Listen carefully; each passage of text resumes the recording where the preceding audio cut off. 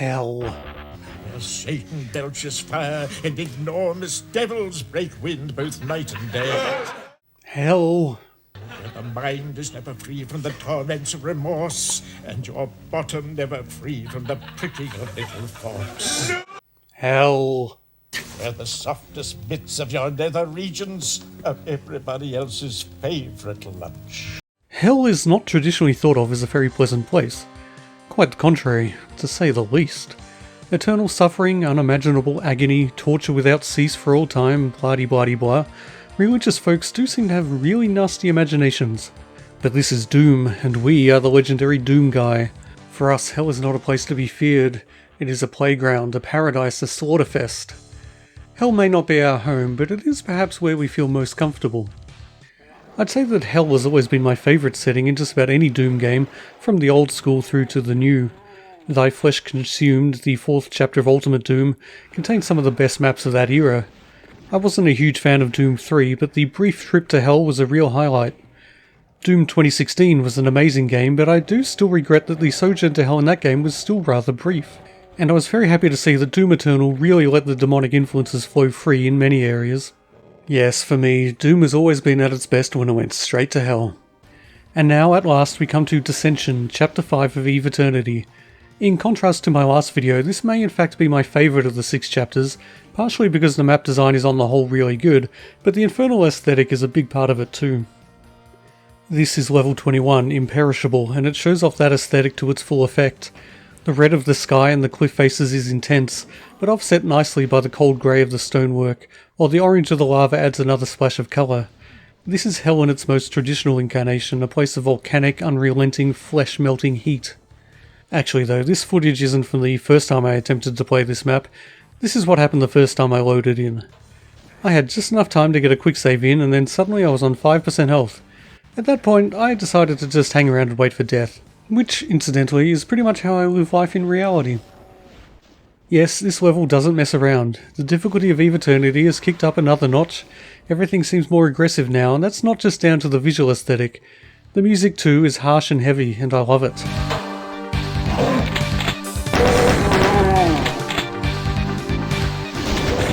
You're back to a pistol start, naturally, and this time the lack of weapons is something you'll really feel, as there are some tough enemies that need annihilating right from the start, and you'll be doing most of it with the regular old shotgun.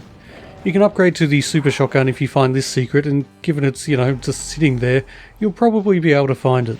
I honestly have no idea why this is classified as a secret, but hey, I'll take it. With that in hand, things become a good bit easier, and the nearby supercharge helps too. You'll still need to be careful, but things should be manageable from here on out. Unless you're like me, of course, and have an unerring ability to catch revenant rockets with your face, in which case you'll probably die. Which indeed I did. Next time around I did a little better, but the spaces between the cliffs are narrow and packed with things that want you dead, so I was still reduced to scrounging for whatever little nuggets of health I could find. I did at least manage to find the mega armor in another secret so obvious it barely qualifies as one, and that made things easier too.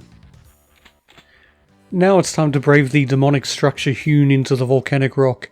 There's a plasma rifle and a load of cells and an ominous portal, and certainly nothing bad will happen here, and oh no, there's an archvile. Actually, that's not so bad. The plasma rifle certainly comes in handy, although I still managed to cop a blast from the fiery bastard.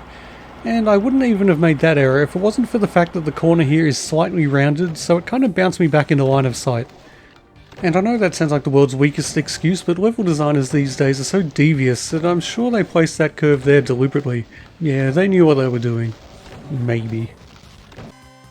The aforementioned ominous portal takes you to another section of the level, but the hardest part is definitely over now. There's still some nastiness to be dealt with, but you've got the weapons and the ammo to make things easy enough.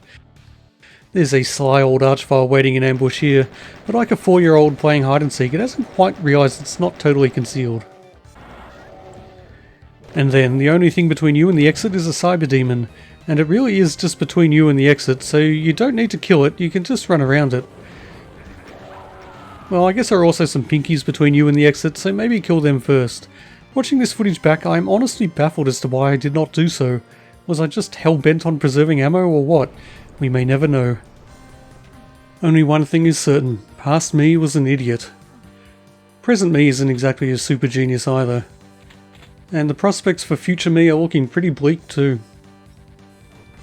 Next time I sensibly killed the demons first and ran safely past the side, but okay. Well, the time after that I ran safely past the cyber demon and into this level's rather awesome exit. And now I'm in level 22, Viscera. And that's a great name for it. Having fallen so far and into such an evocatively disgusting environment, it really does feel like you're in the bowels of hell. There's no mistaking the distinctly biological look of the textures here. This is blood and guts and gore writ large. The level actually starts by showing you a number of archviles before teleporting them away when you press the first button, but I failed to see that on this playthrough, as I was looking around wildly, anticipating an ambush from behind. Not to worry though, we'll meet again, don't know where, don't know when. Although pretty much just around the corner, and soon, would be accurate answers to those questions. The archviles are nasty, but even worse is the cyber demon that's literally shoved into the arena when you press this button. It's a somewhat tricky fight, there's plenty of cover, but you're in quite cramped quarters, which puts the old reflexes to the test.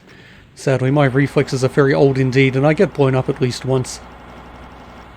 But while the interior sections of this level are intimidating, given that what they are the interior of seems to be some sort of colossal hell beast, there are a couple of large outdoor areas that are even more ominous. The sky out here really isn't a sky at all, just a black void, and although you could infer that the designers were just too lazy to put in a skybox, the effect is nevertheless rather striking, and given the attention to detail in these maps, I don't think laziness is a sensible inference to make. One of these outdoor areas contains the red key, and of course when you pick it up the whole place is flooded with a horde of imps scattered throughout with Hell Knights. Again, the confined spaces make it an intense fight, but it's fairly manageable, although it's also a drain on your ammo reserves.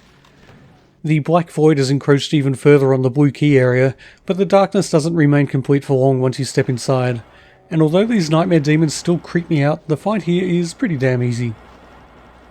But then there's the yellow key area. This one room killed me more than the previous 3 or 4 levels combined. 2 archviles spawn behind you, blocking your escape, while a whole pile of nastiness is unleashed below you, including another archvile. You can't really stay where you are, so your first instinct will probably be to jump down and try to find cover, but that's easier said than done. The archviles above might choose to stay where they are, letting them zap you pretty much wherever you go, which is bad, or they might choose to follow you down and get up in your face, which is arguably worse, especially when there are Hell Knights and Nightmare Demons added to the mix. It's a memorable moment and a good fight, but one that can turn very bad in a fraction of a second, as I found out, repeatedly. Once you've got all the keys, a spider mastermind is released right in front of the exit, but it's kind of a pushover. Remember when these things were feared as the most devastating enemy Doom could throw at you? Actually, neither do I. Even back in old school Doom, these things were kind of underwhelming as a boss. Next up, level 23, Tribulation. The music here is kind of cool, it's energetic and almost upbeat in parts, but there's enough of a sense of danger to it that it doesn't feel out of place.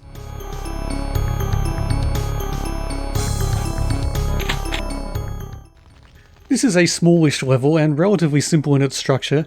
The kill count isn't too high, just a little over 100 demonic denizens call this place home, but the fights can get rather intense. There's one of those terrifying astral cacodemons, but fortunately it didn't trouble me much. The 4 annihilators that came straight after did trouble me a little more, to the tune of 1 death, but honestly, dying only once made me kind of feel like I got off easy. Actually, the scariest enemy in this level might be the glowing purple texture that really messes with video compression. There's a megasphere here that would have been helpful if I'd managed to figure out how to get to it in this playthrough. Spoiler alert, you just walk through this semi-transparent wall here. Yes, this one that I spent several seconds standing a few feet away from. In my defense, it really is pretty tough to see that it's semi-transparent. Fortunately, I didn't really need it. The final room is kind of intense with the cyber demon and a couple of astral cacodemons, but infighting pretty much took care of the latter, and running into the exit like a coward took care of the former. Hooray for running away! So now it's on to level 24, Gossamer. This is a much bigger level with a much higher kill count.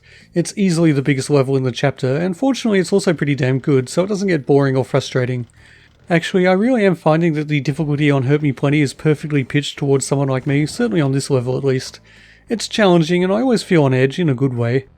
There is a sense of achievement to be found here, although it doesn't take too much effort, and for my money that may be the best sort of achievement there is. Which probably goes quite a long way to explaining why my life is how it is. Anyway, this place is like some sort of giant fortress in the depths of hell. It's a large, imposing structure that's interesting to explore but never gets too confusing. But it really is packed with danger. Pretty much every step you take lowers a wall or activates a teleporter or does something that means you're about to be introduced to a bunch of new friends who are really keen to get to know you and your internal organs. None of these fights are too brutal, at least not until near the end of the level, but the cumulative effect of all that carnage meant that eventually I was reduced to 13% health and had to scrounge around for whatever health I could find. Fortunately, after some searching and some ledge walking, I found this cunningly hidden supercharge. And that's good, because I really might have been in trouble otherwise. Honestly, this level throws archviles at you as if Satan himself has enforced some sort of archvile employment incentive scheme, and they're always accompanied by, well, pretty much everything. Mancubi, Hell Knights, Revenants, especially Revenants, of course. The biggest fight in this level doesn't feature archviles, but it does feature enough imps to fill a stadium. But they really are just filler. It's the Cacodemons and Revenants that are there to do the real damage. Fortunately, the game's generous enough to give you plenty of cells, which is handy, even though I still haven't managed to find the BFG in this chapter. You can shoot this switch for an invulnerability, which definitely comes in handy, because seconds later I'm going toe-to-toe with an Annihilator, and that would have ended very badly if I hadn't been literally impossible to kill. Unfortunately, the invulnerability doesn't quite last into the final fight, and that's a shame because this one made me feel very vulnerable indeed. Fighting 4 cyberdemons at a time tends to do that. Actually though, I managed to make it through this encounter without dying once. I took a couple of rockets to the face, because of course I did, this is me we're talking about. But the nearby megasphere took care of that, and the plentiful cells coupled with the fact I finally have a BFG took care of the cyberdemons. Even the surprise archviles that appeared afterwards didn't prove too much of an issue, although I once again got blown up due to my own incompetence. Ah well, such is life. And so it's time for the final map in this chapter, level 25, Slave. As it happens, there's very little to talk about in this one. You walk across this sky bridge, and honestly, I'm not sure I like this design choice. You could argue it's surreal and quite fitting for the environment, and obviously tricks like this are more than the developers of the old school Doom engine ever really imagined, but to me it just looks like some glitch has made the floor disappear. Oh well, it doesn't take long before you're back on solid ground in this fairly compact arena that very rapidly fills up with all sorts of violence and carnage. And that really is the entirety of this level. All the action takes place here. Enemies keep teleporting in, you keep killing them. If you're lucky, the cyberdemons will end up doing a lot of the work for you. There's plenty of health and a metric crap ton of ammo, so you've got all the tools you need to get the job done, but that doesn't mean it's going to be easy. That said, it's not exactly an impossible challenge either. I adopted the age-old strategy of running around aimlessly and shooting at whatever happened to enter my line of sight, and it worked fine. Well, right up to the point where, having killed literally everything else in the level, I got impatient and tried to grab the megasphere right behind the one remaining cyberdemon. That did not end well for me. Fortunately, unlike the cyberdemon, I have the ability to save and load. And wouldn't that be something if the enemies in this game could save and load at will? Like you'd kill the first zombie in the very first level of Doom and suddenly you'd find yourself right back at the start because the zombie loaded his game because he wanted another pop at you. I doubt he'd ever manage to win, but I feel like eventually you'd just let him kill you and quit the game out of frustration. So on balance, I guess it's a good thing that game enemies can't do that. Well, that's the end of chapter 5, just one more to go, and well, it's kinda different. In fact, it's pretty much diametrically opposed, but it's also pretty damn awesome. Well, that's for next time. Until then, get off my lawn.